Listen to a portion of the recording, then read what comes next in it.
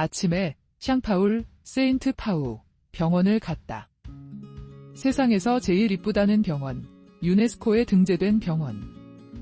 밖에서부터 기동 하나하나의 장식들. 병원이라기보다 커다란 인형집 같았다. 모든 세세한 부분까지 장식이 되어 있었다. 이건 작정하고 지은 건물이었다. 색깔이며 디자인이 너무 이뻐 빨리 들어가 보고 싶어서 조바심이 났다.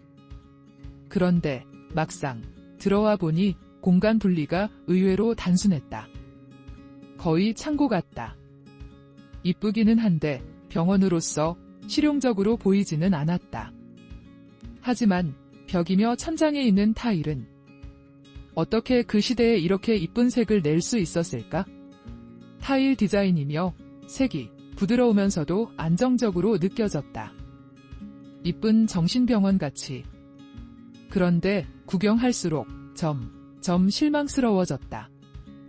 병동은 여러 개인데 그중 오픈된 것은 겨우 한두 개 정도. 그 열린 병동도 내부는 무슨 창고같이 덩그렁하다. 나머지는 모두 닫혀 있었다. 이렇게 놓고 입장료를 받는다? 이 정도로 한 사람당 18유로? 심하다는 생각이 들었다. 본당 건물마저 아주 일부만 관람이 가능했다. 참, 이 정도면 굳이 비싼 입장료까지 내면서 들어올 필요는 없다는 생각이 들었다. 이렇게 해놓고 입장료를 이 정도를 받는다고? 그럼 다른 곳도? 남편과 내가 잠시 쉬고 있는데 뒤에서 한국인 딸이 엄마한테 짜증을 내는 소리를 들었다. 단둘이 여행 왔나 보다. 그리고 짐작건대 엄마가 뭔가 잘못했나 보다. 하지만 그 딸의 짜증 시간이 너무 길다. 엄마는 화를 풀게 하려고 음료수 갖다 줘, 과자 갖다 줘. 얘를 쓴다. 나는 좀 기분이 안 좋아졌다. 물론 엄마가 잘못했을 것이다. 하지만 여기는 해외다. 늙은 엄마가 전적으로 의지할 곳은 그나마 젊고 영어를 하는 딸뿐인데 화가 나더라도 여기가 해외라는 점, 엄마가 붙을 곳은 오직 딸뿐인 점을 고려해줬으면 했다. 낯선 세상에 나 하나뿐인 사람을 버릴 것 같이 위협하는 것은 아닌 것이다. 젊은 딸이 아직은 젊어서 저 엄마의 떨고 있는 마음을 모르는 것 같다.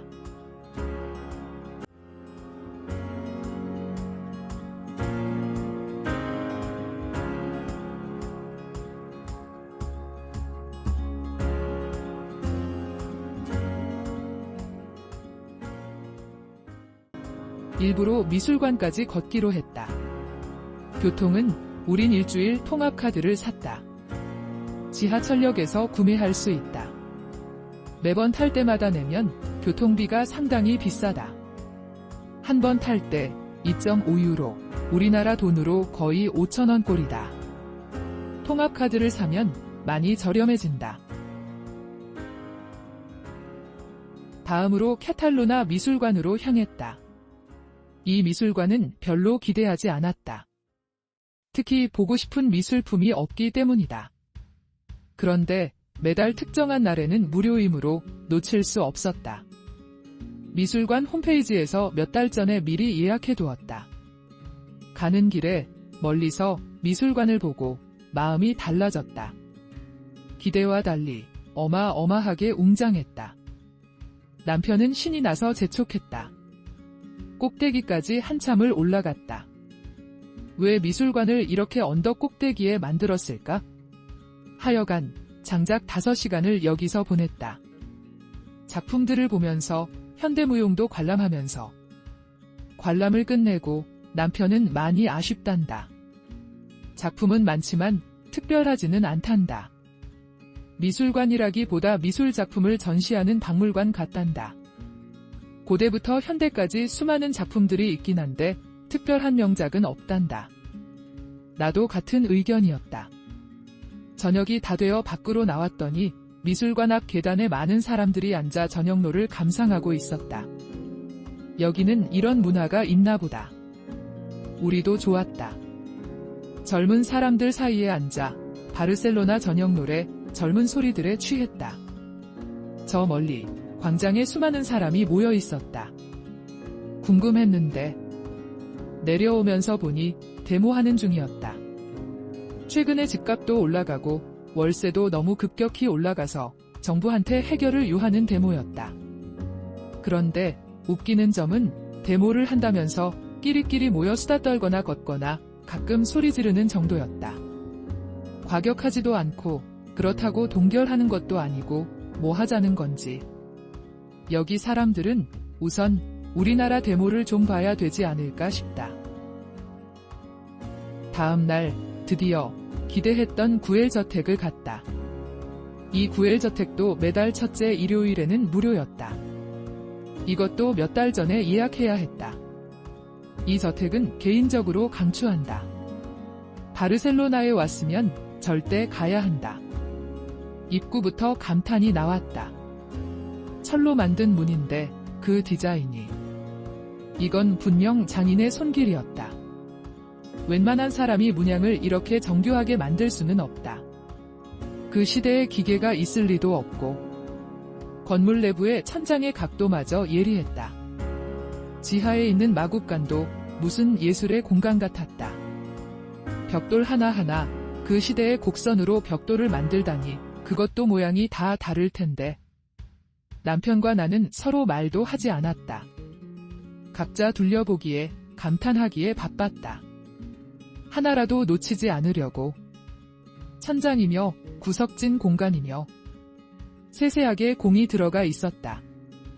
너무 상세하게 생각이 들어가 있어서 나중에는 이게 과연 건축가만의 디자인일까?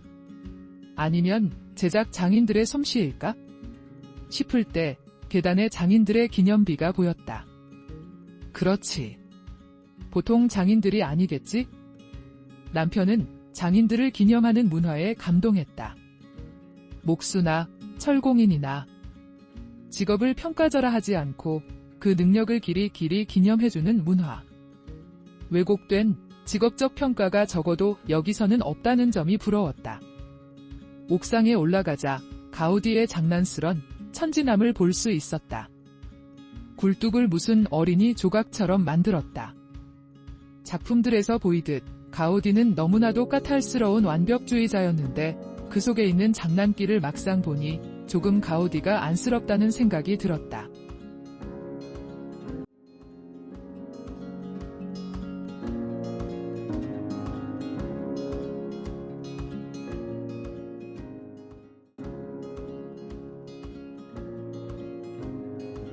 오후에는 문주익, 먼트조익 캐슬, 성곽에 갔다.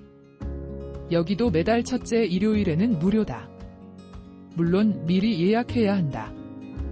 우리는 유튜브에서 보듯 여기서 저녁놀을 볼 줄 알았다.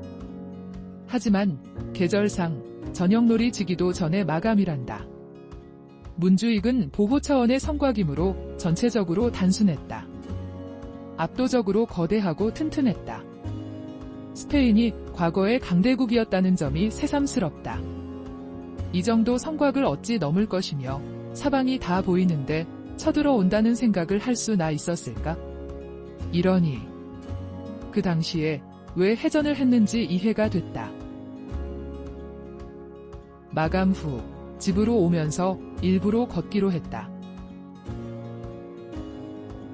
바르셀로나를 보면서 걷는 내내 즐거웠고 행복했다. 우리 차로 돌아왔을 때는 우리는 녹초가 됐다. 말하기도 힘들었다. 눕자마자 잠이 드는 줄도 모르게 잠이 들었다.